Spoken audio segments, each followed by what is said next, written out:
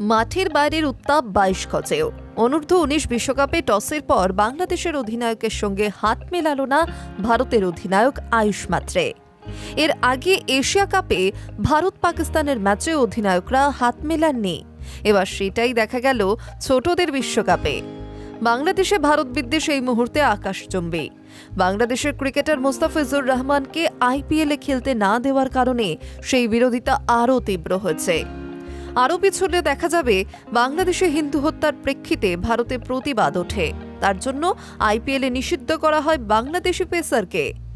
এদিকে আসন্ন টি-20 বিশ্বকাপে ভারতে খেলতে আসতে নারাজ বাংলাদেশ। এই উত্তপ্ত আবহের মধ্যেই শনিবার অনূর্ধ্ব-19 ওয়ানডে বিশ্বকাপের গ্রুপ বি এর ম্যাচে ভারত খেলতে নেমেছে বাংলাদেশের বিরুদ্ধে। সেই ম্যাচেও বিতর্ক সঙ্গী হল টসের সময় জাওয়াদ আবরারের সঙ্গে হাত মেলানো না আয়ুষ মাত্রে। আবরার বাংলাদেশের সহ অধিনায়ক, কিন্তু অধিনায়ক আজিজুল হাকিমের বদলে তাকে পাঠানো হয়। টসে যদিও ভারত হারে, প্রথমে ব্যাট করতে বিপাকে পড়ে টিম ইন্ডিয়া। রান পায়নি অধিনায়ক আয়ুষ এবং বিহান মালহোত্রা। বড়দের এশিয়া কাপে পাকিস্তানের সঙ্গে হাত মেলায়নি ভারত। অনূর্ধ্ব-19 এশিয়া কাপে পাকিস্তানের ক্রিকেটারদের সঙ্গে হাত মেলায়নি ভারতের ছোটরাও।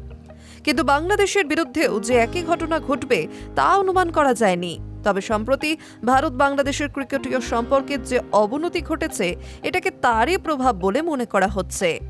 বাংলাদেশের হিন্দু হত্যা তথা সংখ্যালঘু নিপীড়নের ধারাবাহিক ঘটনার জেরে এদেশে প্রতিবাদ হয়েছে। আইপিএলে কেন বাংলাদেশে খেলানো হবে সেই ক্ষোভের জেরে মুস্তাফিজুরকে বাদও দেওয়া হয়েছে। সেই বিতর্কের পর এই প্রথম ভারত বাংলাদেশ 22 গজে মুখোমুখি হলো, আর সেই ম্যাচ থেকে বিতর্ক আরও বাড়ার সম্ভাবনা।